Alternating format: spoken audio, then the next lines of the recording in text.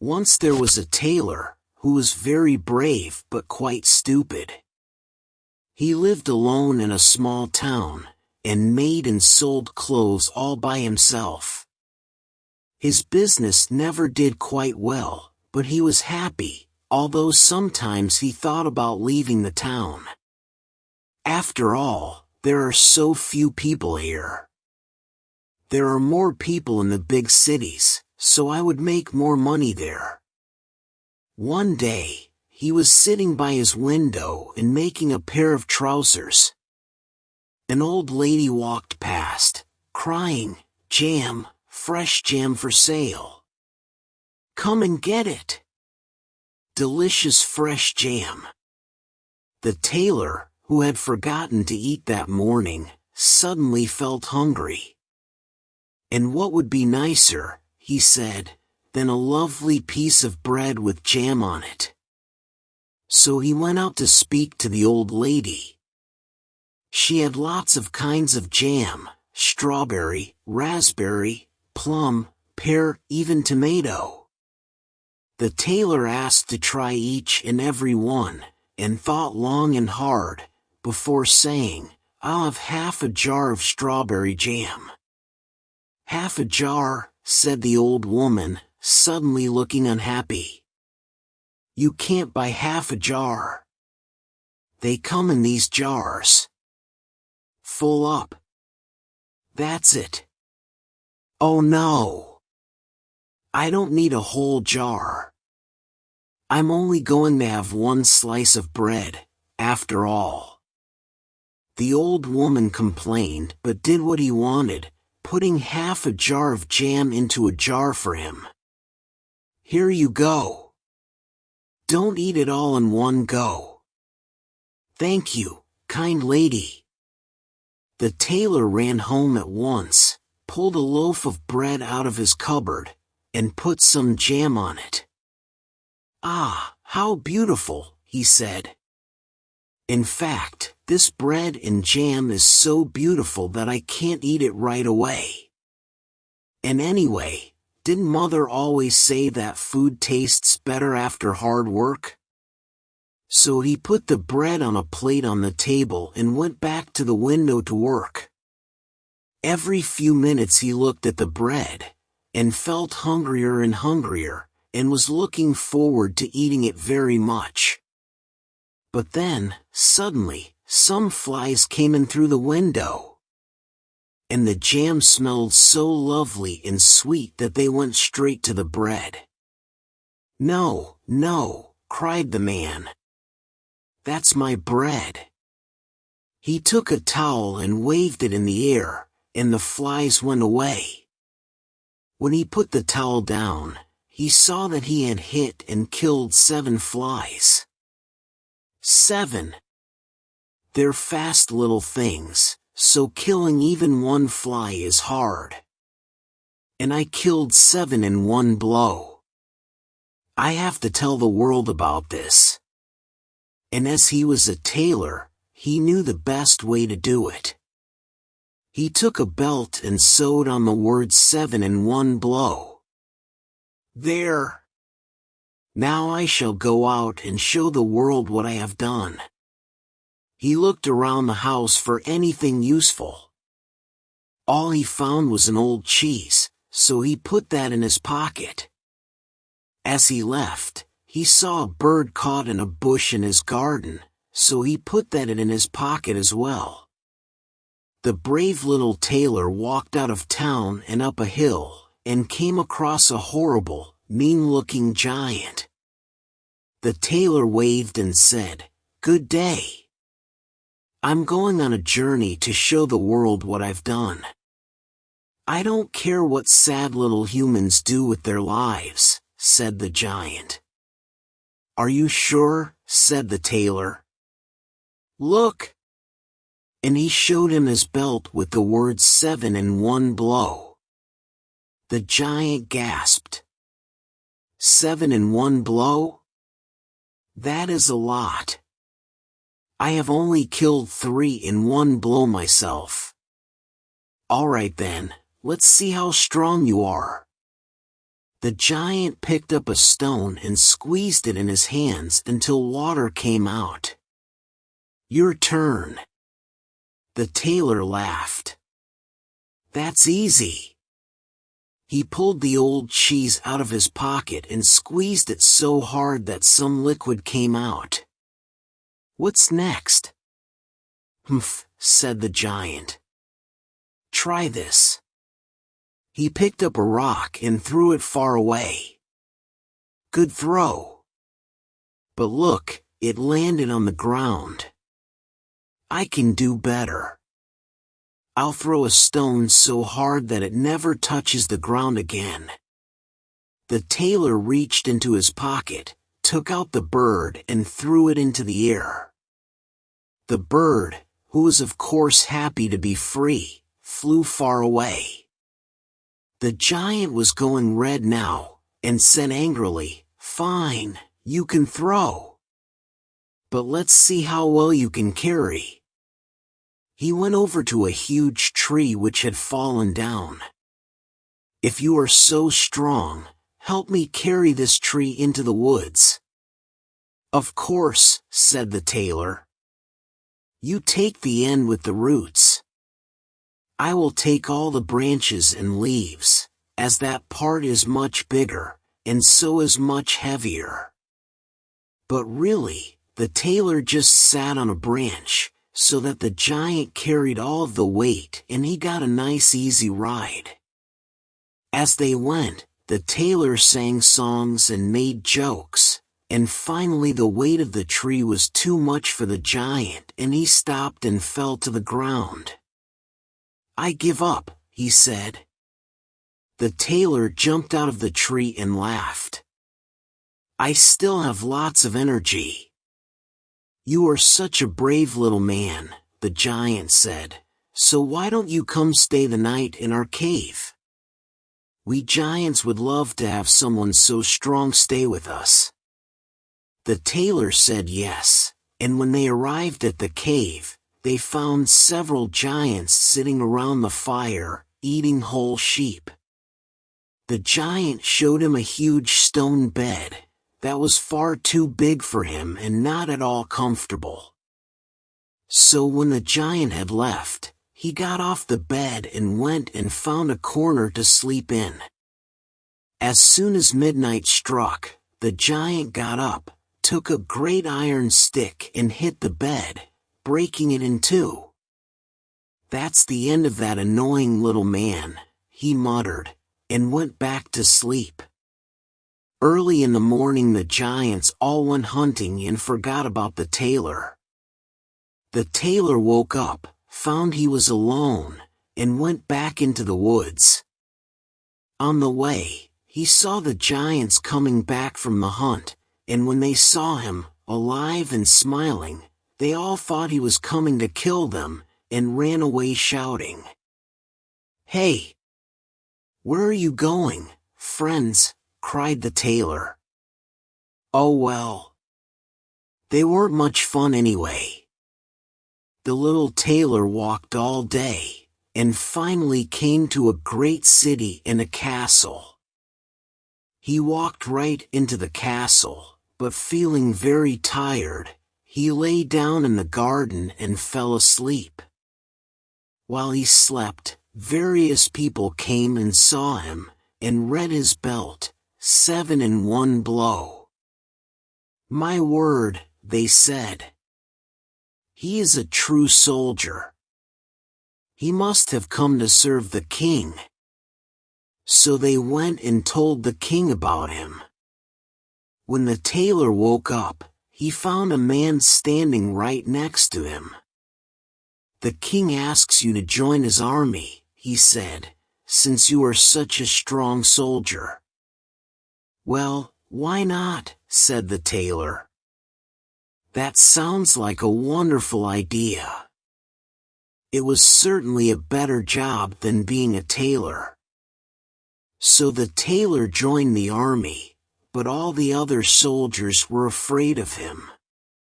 "What shall we do?" they said.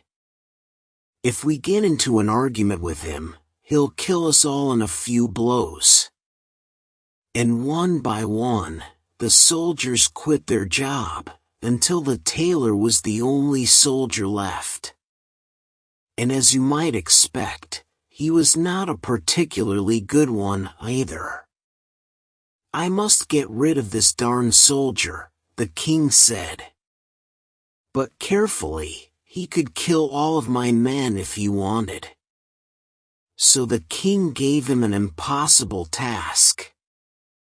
"In the woods," he said, "there are two giants, who are always stealing, killing and setting things on fire. And worst of all, they attack travelers on their way to visit me. If you go and kill the two giants, I will let you marry my daughter, and you shall have half of all the riches in the kingdom. In fact, I will even send 100 men to help you."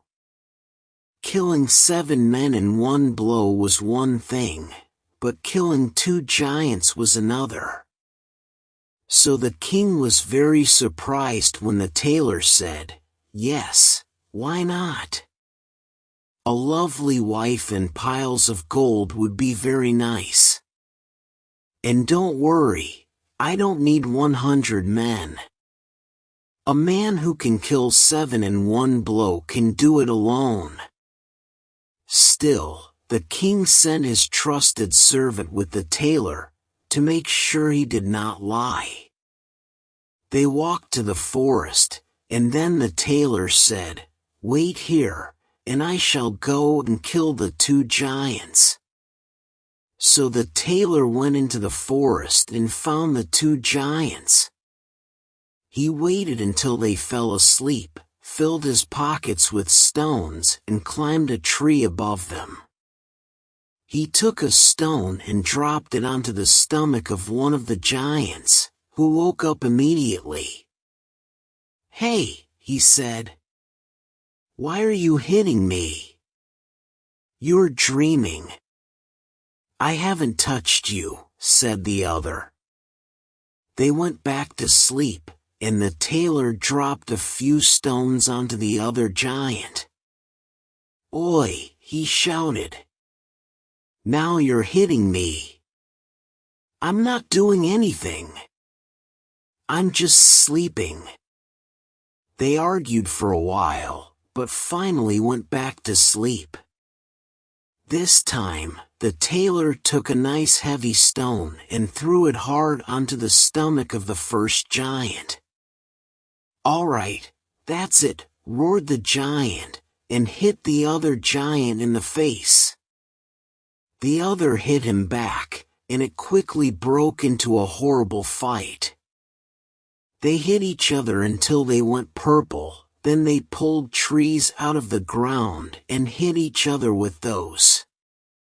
Eventually, the giants hit each other so hard that they got tired and fell to the ground. The tailor climbed down and finished them off. He went and found the servant, and told him he was finished. "Really?" said the servant. "You really killed both giants?" "Go and look yourself," said the tailor. So the servant went and found the 2 giants, beaten and bloody. "I don't believe it," he said to the tailor. "And you are not even hurt?" "Of course not," said the tailor. "Now, I have a princess to get to." But when he returned to the castle, the king did not offer up the princess, and indeed, did not seem happy at all that the tailor had returned. "In fact," said the king, "I have one more task for you to do. Before you can marry my daughter and have half the riches in my kingdom, you must go into the forest and catch the unicorn who lives there. It has been attacking travelers and making all sorts of problems." "That's a piece of cake," said the tailor. "A unicorn isn't even as scary as one giant, and I just killed 2. After all, I can kill 7 in one blow. Yes, I know, said the king. So the tailor went into the forest, once again with the servant. Sorry for pulling you into this, he said. It must be quite boring. No, no, said the servant. I am really quite interested. When I was young, I wanted to be a brave soldier, just like you. SHH. Do you hear that? It is the unicorn. And the tailor ran off, leaving the servant behind. He found the unicorn running around the forest, and the animal was indeed very fast and dangerous. If I'm not careful, he thought, it will kill me with its horn. And then he had an idea. The tailor ran in front of the unicorn, shouting, "Cooey, cooey! I'm over here!"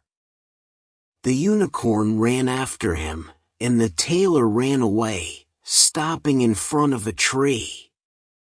Oh no! The big scary unicorn is going to get me.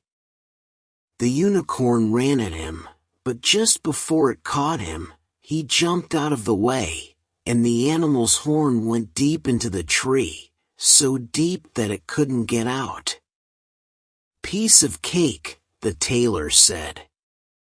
He tied up the unicorn so it could not move, and then called the servant. Wow, said the servant, who had been watching from a distance. You really are a true hero. Oh, stop, said the tailor. Now help me carry this back to the castle. Once again, the king looked more annoyed than glad to see the tailor with the unicorn, and once again he said, Before I can give you my daughter and my riches, there is one more task to do. Oh, come on, said the tailor. Why does there always have to be 3 tasks?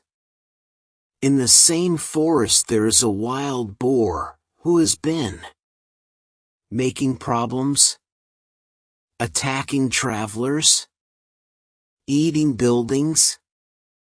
Big surprise. You really need to do something about this forest. I mean, giants, unicorns and boars? I'm surprised they haven't come and attacked the castle. All right, let's go. Come on, Mr. Servant.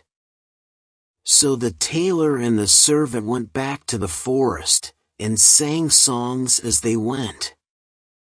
They were good friends now, and the servant looked up to him like a hero.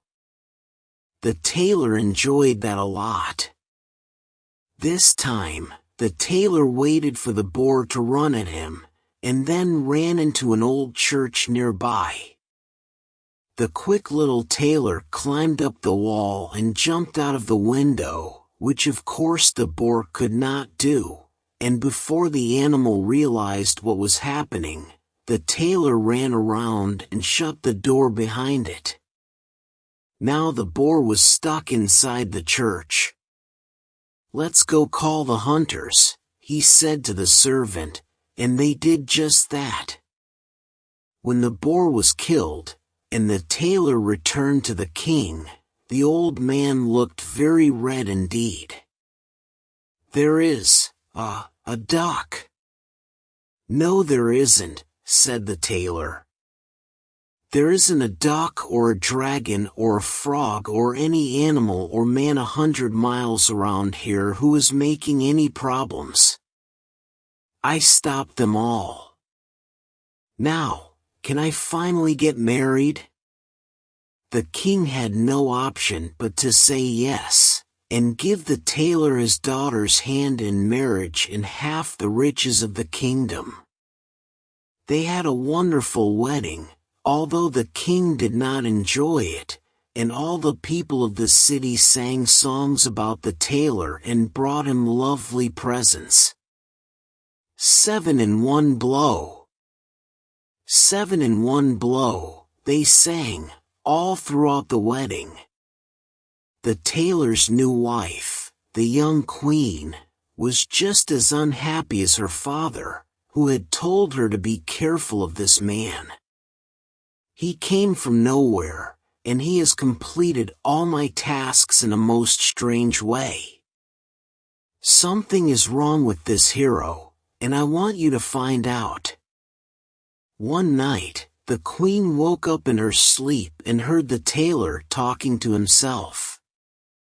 "No, you idiot," he muttered. "You asked me for a pair of trousers, not a cake. I made you the trousers like you wanted. I'm a tailor, after all." The queen gasped. But he is just a tailor, she thought. And a common tailor was no good match for a queen. The next morning she went to her father at once and told him what had happened. "Fantastic," he said. "This is just what we needed.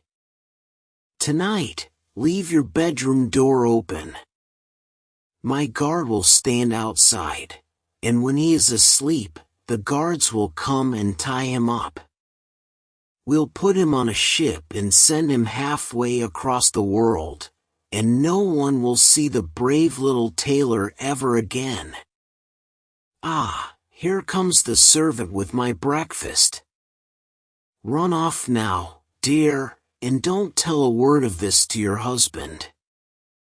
But the servant had heard everything, and as he liked the tailor very much, he told him about the king's plan.